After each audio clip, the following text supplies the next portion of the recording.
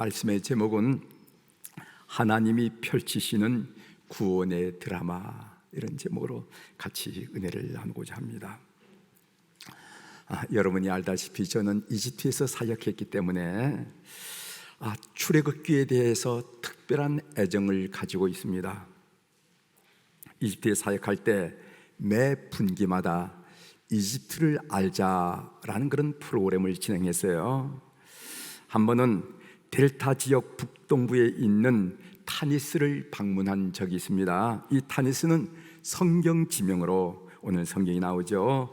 고센 땅인데 족장 야곱의 후손인 히브리인들이 가나안 땅으로부터 내려와서 430년간 머물고 생활하던 것이 바로 타니스란 지역입니다. 창세기 47장에 보면은 바로가 총리인 요셉에게 그의 가족들이 고센 땅에 살 것을 허락하는 것을 보게 됩니다. 제가 그 부분을 여러분들에게 읽어드리도록 하겠어요. 창세기 47장 5절 6절입니다. 바로가 요셉에게 말하여 이르되 네 아버지와 형들이 내게 왔은즉 애굽 땅이 네 앞에 있으니 땅의 좋은 곳에 네 아버지와 형들이 거주하게 하되 그들이 고센 땅에 거주하고 그들 중에 능력 있는 자가 있거든 그들로 내 가축을 관리하게 하라. 이렇게 허락하는 말씀을 우리가 읽을 수가 있습니다. 그래서 너희 아버지와 형제 자매들은 다 고센 땅에 살고, 그리고 너희들 중에서 이 목양에 재능 있는 사람이 있으면은 이 왕가의 그 가축들을 잘 이렇게 목양을 해달라 하면서 부탁을 하는 겁니다. 그러니까 난민으로 왔던 이 야곱의 후손들이 순간 소위 애굽의 공무원이 되는 그런 자격을 획득하게 되는 것을 우리가 추측할 수가 있습니다. 그 당시 어떤 비문에 보면은 그 고센 땅의 풍요로움을 이렇게 노래하고 있습니다. 한번 들어보십시오. 제가 번역한 건데 한번 여러분 들어보십시오. 식물과 산물이 풍성하고 태양은 그 땅 끝 언저리에서 떠서 땅 끝 언저리로 지며 얼마나 땅이 넓은지, 지평선에서 태양이 지고 지평선에서 태양이 뜨고 지평선에서 태양이 진다는 겁니다. 우리는 수평선에서 해가 뜨고 수평선에서 해가 진다고 말하잖아요. 얼마나 땅이 넓은지 지평선에서 해가 뜨고 지평선에서 해가 진다, 이렇게 노래하고 있습니다. 사람들이 그들의 도시를 떠나 그 땅에 몰려와 살고 그 땅의 성체는 하늘에 닿았으며 그 땅에 사는 사람들은 삶의 즐거움을 노래하고 그 뜰에는 만물이 그득하여 날마다 필요한 것을 공급해주며 웅덩이에는 고기가, 호수에는 새들이, 초원에는 풀이 가득하고 언덕에는 대추 야자수가 숲을 이룬다. 모래 땅에는 멜론이 물이 있고 하늘과 맞닿은 들판에는 보리가 물결치고 날마다 물건을 내가고 들어오는 배들이 줄을 잇는다. 오, 그 땅에 사는 즐거움이여. 이렇게 노래한 비문을 본 적이 있다는 거죠. 그러니까 고센 땅이 그렇게 풍성하고 넉넉한 것을 노래했다는 것입니다. 출애굽기의 원래 이름은 그리고 이것들이 이름들이다라가 원래 이름이에요. 그런데 그 이름이 70인역, 여러분 70인역이 뭔지 알죠? 알렉산드리아에서 히브리어를 잘 모르는 젊은 세대에게 히라보를 가르쳐주면서 히라보로 번역한 것을 septuagin트 70인역이라고 하는데, 이 70인역에서 출애굽기라 하는 이름을 얻게 되었습니다. 이 출애굽기란 이름의 근거는 출애굽기 19장 1절입니다. 제가 19장 1절을 읽어드리겠어요. 이스라엘 자손이 애굽 땅을 떠난 지 3개월이 되던 날 그들이 시내 광야에 이르니라. 여기 보면은 애굽 땅을 떠났다라는 표현이 있는데 여기서 출애굽기라는 말이 들어오고, 그 말을 오늘 우리 교우들이 이 성경의 이름을 출애굽기로 이렇게 알고 이해하고 가르치고 있습니다. 본문에 보면은 430년간 그 땅에 정착하는 동안에 이스라엘 백성들은 생육하고 불어나 번성하고 매우 강하여서 본토에 있는 애굽인들의 위협이 되었다, 이렇게 얘기하는 구절을 볼 수가 있습니다. 애굽인들은 일찍이 17왕조 힉소스 왕조, 애굽 왕조가 30왕조가 더 넘어요. 그런데 17왕조가 힉소스 왕조인데 그때 150년 동안 셈족 계통의 아셈인들에게 쓰라린 지배를 받아본 경험이 있습니다. 마치 우리가 일제하에 36년간 지배를 받은 것처럼 이 애굽이 옆에는 셈족 계통, 그때 왕조 이름을 힉소스 왕조라는데 150년간 지배를 받은 적이 있다는 거지요. 이런 경험이 있기 때문에 후환이 없도록 이스라엘 민족 문제를 지혜롭게 처리할 필요성이 있었을 것입니다.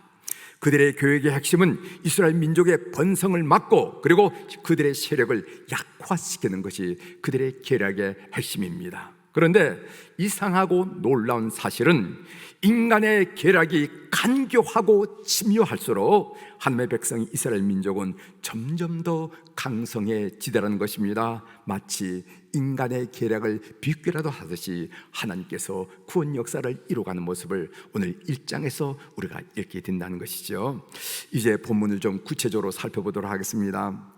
먼저 본문에서 우리는 사람들의 방해도 아랑곳하지 않고 진행되는 하나님의 역사를 보게 됩니다. 오늘 우리 권사님이 한 부분을 읽었는데 오늘 제가 출애굽기 1장을 본문으로 해서 여러분들에게 말씀을 나누고 있습니다. 그 1장을 보면은 사람들의 이것저것의 방해에도 불구하고 그런 것에 아랑곳하지 않고 하나님의 역사가 줄기차게 확산되고 진행되는 모습을 우리가 보게 된다는 겁니다. 제가 출애굽기 1장 9절서부터 10절에 있는 말씀을 읽어드리겠어요. 그가 그 백성에게 이르되 이 백성 이스라엘 자손이 우리보다 많고 강하도다. 자, 우리가 그들에게 대하여 지혜롭게 하자라는 말씀이 나옵니다.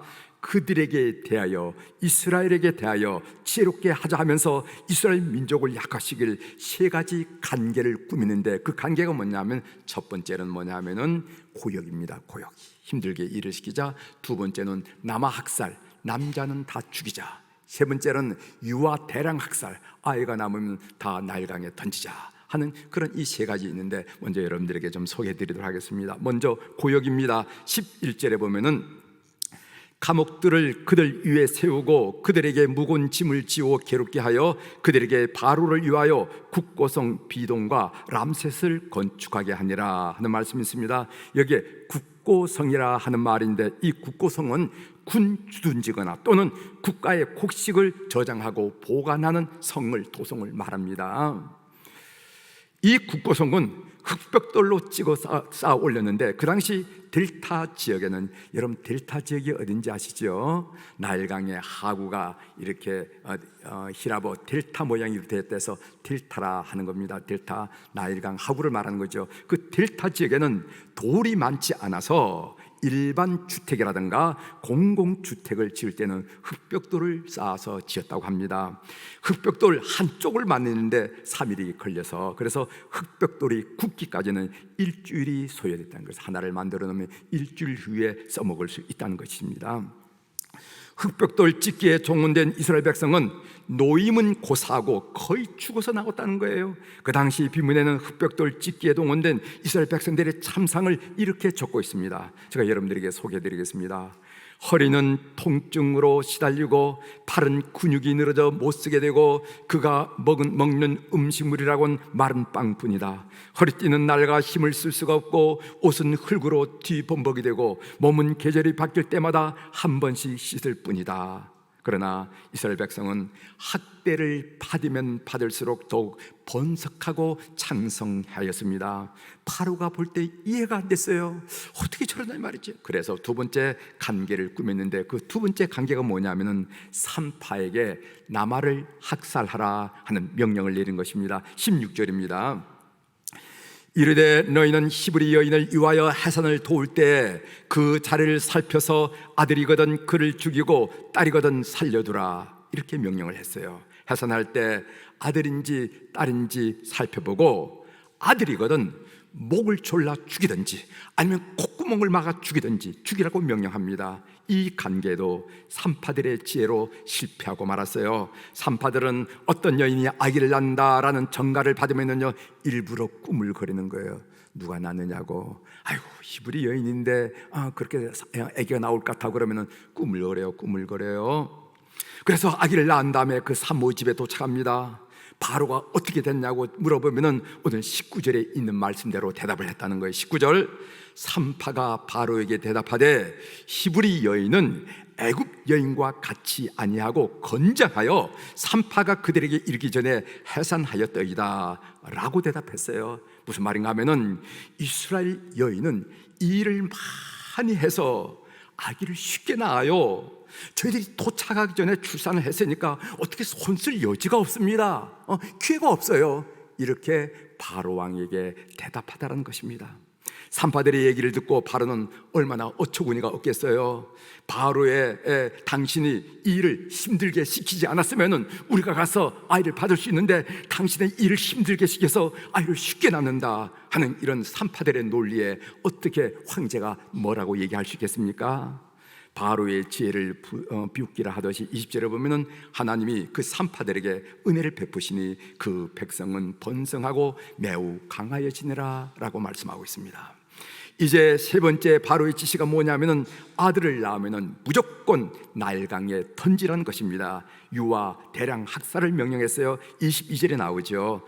그러므로 바로가 그 모든 백성에게 명령하여 이르되 아들이 태어나거든 너희는 그를 나일강에 던지고 딸이거든 살려두라 하였더라. 이래서 이제 2세에 그 유명한 모세 이야기가 나오지 않겠습니까? 여러분, 이런 인간의 방해와 간계에도 불구하고 마치 후렴처럼 반복된 말인 백성은 번성하고 매우 강해지니라 하는 말씀을 여러분들이 읽으면서 무슨 생각이 납니까? 무슨 생각을 하게 됩니까? 여러분, 이 이야기는 적어도 BC 1200년 정도 됐다고 그러면은 지금부터 3000년 전에 일어났던 어떤 이스라엘의 이야기로 들으시면 안 돼요. 우리를 향한 하나님의 약속을, 하나님의 사랑을, 하나님의 역사를, 그 역사를 가로막는 그 어떤 환경, 상황, 인간이라 할지라도 그것을 막을 수 없다라는 진리를 운명적으로 말씀하고 있는 것을 여러분들이 이 본문을 읽으면서 반드시 듣고 여러분 마음속에 새기셔야 되는 겁니다. 여러분, 이런 내용을 읽으면 사실 신나지 않나요? 다시 한번 읽어드리겠습니다. 우리를 향한 하나님의 약속을, 하나님의 사랑을, 하나님의 역사를 가로막는 그 어떤 상황도 사람도 없다라는 진리를 운명적으로 말하고 있는데 우리가 이런 부문을 복습하면 정말 신나지 않습니까? 바울 사도는 이렇게 고백했습니다. 로마서 8장 38절 39절에 보면은 내가 확신하노니, 흔들림 없이 확신하노니 사망이나 생명이나 천사들이나 권세자들이나 현재이나 장래일이나 능력이나 높음이나 깊음이나 다른 어떤 피조물이라도 우리를 우리 주 그리스도 예수 안에 있는 하나님의 사랑에서 끊을 수 없으리라, 이렇게 말씀하셨다는 겁니다. 그런데 우리가 신앙생활을 하다 보면 어느 순간 주님이 보이지 않을 때가 있어요. 주님의 사랑이 느껴지지 않을 때가 있다는 것입니다. 주님이 어디 가셨습니까? 내 자신에게도 주님의 흔적이 보이지 않아요. 내가 자식을 위해서 그렇게 기도했는데도 자식에게 주님의 흔적이 보이지 않습니다. 사업에도 주님이 함께 하신다는 흔적을 볼 수가 없어요. 주님이 보이지 않습니다. 보이는 것은 답답한 현실뿐입니다. 두꺼운 벽뿐입니다. 깰 수 없는 벽입니다. 가슴을 짓누르는 아픔뿐이에요. 주님과 나 사이의 거리가 느껴집니다. 하나님이 가깝게 느껴지지 않아요. 어느 순간 마음이 울적해지고 영적인 깊은 침체 속에 빠져들어서 주님이 멀게만 느껴지더란 겁니다. 그럴 때 그런 침체에 여러분들이 꼭 기억할 사실이 있어요. 그것은 어떤 감정도, 여러분들이 기쁘든 슬프든 좋든 나쁘든 우울하든 어떤 간에 어떤 감정도 여러분을 향한 하나님의 사랑을 막을 수 없음을 믿는 여러분이 되시길 바랍니다. 어느 순간 어떤 장애물도 여러분에 대해서는 하나님의 사랑을 끊을 수 없다는 사실을 꼭 믿는 여러분들이 되십시오. 여러분, 주의 인자는 끝이 없고라는 찬양 아시죠? 여러분 찬양 잘 아실 줄 믿습니다. 저는 이 찬양을 부르면서 많은 은혜를 받아요. 그 가사가 이렇게 됩니까? 이렇게 됩니다. 주의 인자는 끝이 없고 그의 자비는 무궁하며 아침마다 새롭고 늘 새로우니 주의 성실이 금이라. 성실하신 주님, 주의 자비, 주의 은혜, 주의 인자가 아침마다 새롭다는 겁니다. 아침에 눈을 떴을 때 오늘 또 내 삶 속에 주의 사랑과 주의 자비와 주의 은혜가 충만하거나 늘 새롭다는 거예요. 그래서 그 주의 성실, 그 성실이 뭔지 알죠?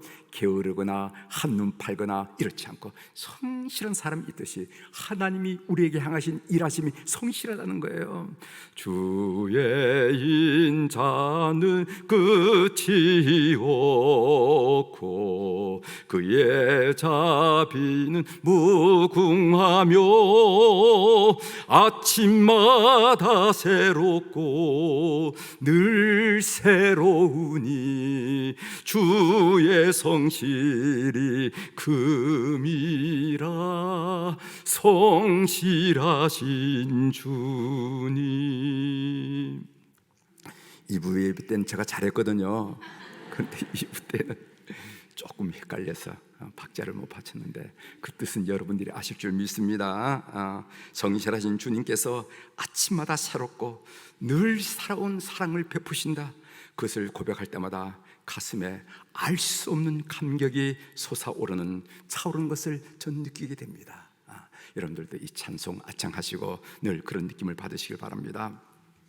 욥기를 묵상할 때 만난 은혜의 말씀입니다. 욥기 7장 19절에 이런 말씀이 있더라고요. 들어보십시오.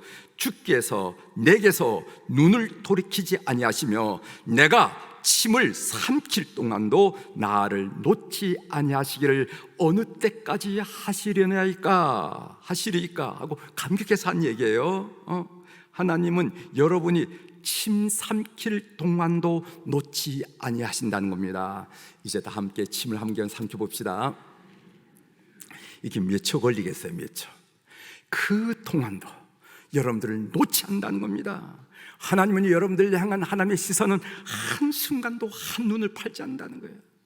욥은 이렇게 고백하는 거예요. 다시 한번 읽어드리겠습니다. 욥기 7장 19절. 주께서 내게서 눈을 돌이키지 아니하시며 내가 침을 삼킬 동안도 나를 놓지 아니하시기를 어느 때까지 하시리이까. 여러분들의 고백이 되기를 주의 이름으로 축원합니다. 이 사실을 꼭 믿으십시오. 두 번째로 본문에서 우리는 하나님을 두려워하는 신실한 사람들을 통해서 이루어가시는 하나님의 구원 사역을 우리가 보게 됩니다. 어떤 사람을요? 하나님을 두려워하는 신실한 하나님의 사람들. 여러분 17절에 그 말씀이 있습니다. 그러나 산파들이 하나님을 두려워하여 애굽 왕의 명령을 어기고 남자 아기들을 살린지라 하는 말씀이 있어요. 히브리 산파인 시브라와 부하는 그저 평범한 이름을 가진 여인이었습니다. 이 시브라라 하는 말은 아름답다라는 뜻이 있고 부하라라는 말은 소리친다 하는 뜻이 있습니다. 그들의 이름은 평범했지만은 그들의 믿음은 비범했어요.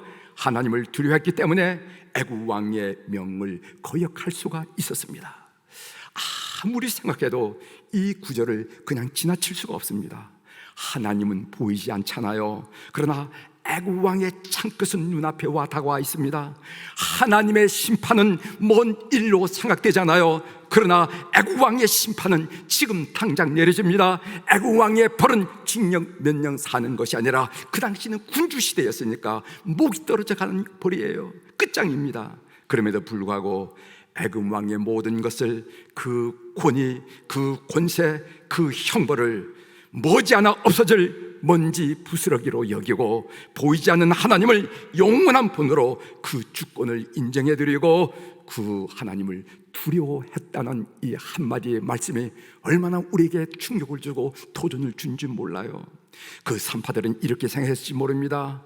애굽 왕 바로, 내가 지금 아무리 날뛰고 우리를 위협한다 할지라도 하나님이 허락하지 아니하시면은 내 머리카락 한 올도 상하게 할 수 없다.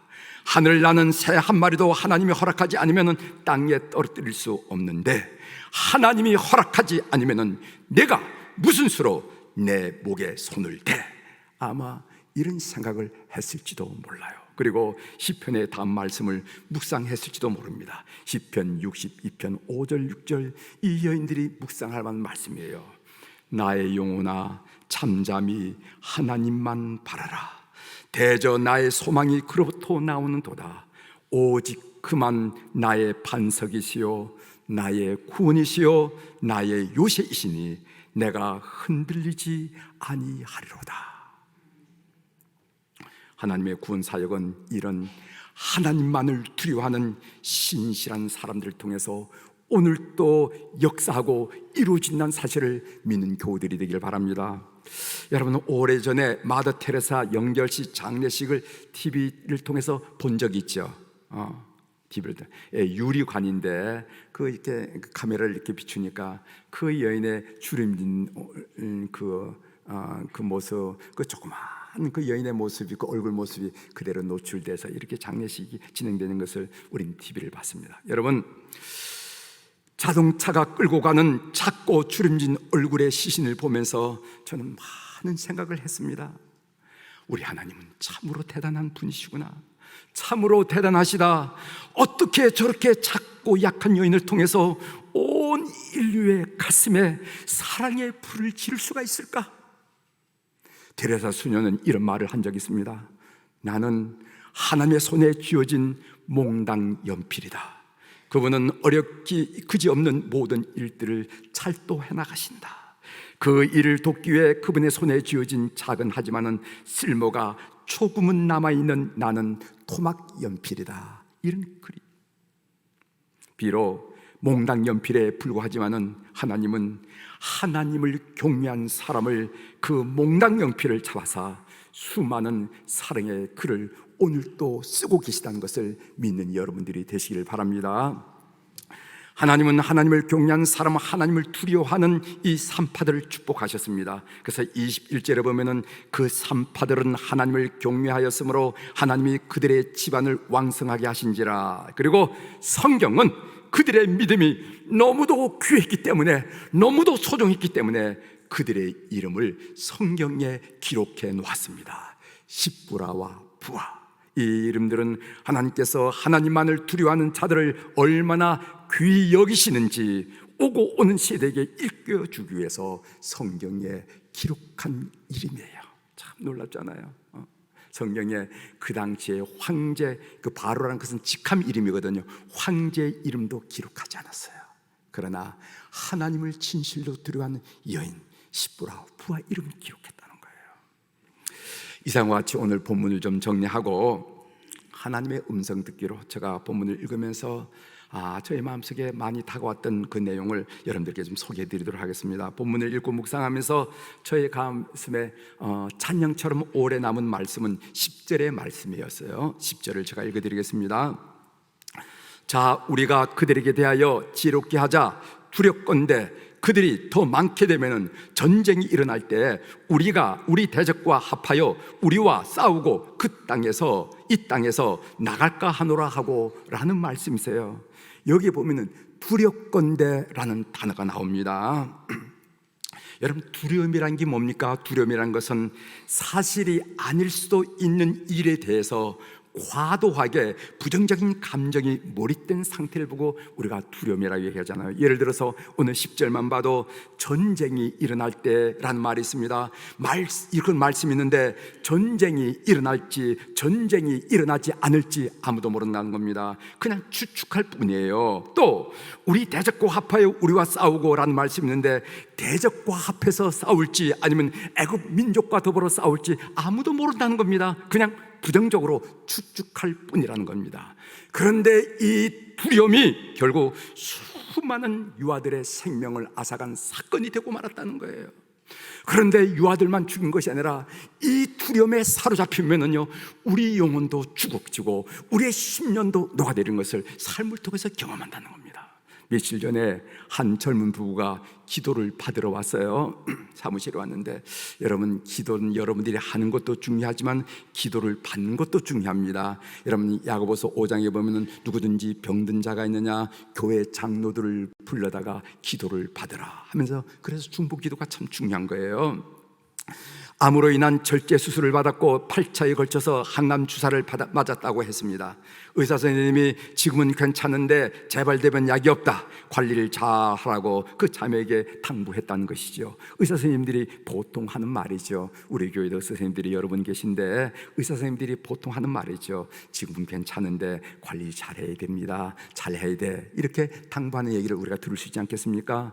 자매는 완전히 정신적으로 심리적으로 암에 사로잡혀 있었습니다. 두려움에 사로잡혀 있었습니다. 그런 상황에 처하면은요, 누구든지 이렇게 될 수밖에 없다고 생각합니다. 자매가 특별히 정신력이 약했기 때문에 라고 판단할 수가 없어요. 그래서 음식을 먹을 때도 의사 선생님이 다른 음식, 이런 음식은 좀 가리고 음식을 가려 먹으라 했을 때 그 가리지 않는 음식이면 막 화를 내게 되는 거예요. 가족들에게 이거 먹지 말라고 그랬는데 왜 이걸로 왔냐고 하고, 뿐만 아닙니다. 몸 컨디션이 좀 나쁠 때도, 사람이 컨디션이 좋을 때도 있고 나쁠 때도 있는데 몸 컨디션이 나쁘면 재발한 것 같은 느낌이 들고, 이래서 불안해하고, 또 인터넷을 검색하면서 좀 부정적인 정보를 올 때 기분이 다운돼요. 울적해지는 거예요. 제가 자매에게 말했습니다. 근심이란 문제를 골똘히 지속적으로 생각하는 것을 말하고, 말씀 묵상이란 하나님 말씀을 골똘히 지속적으로 생각하는 것을 말한다.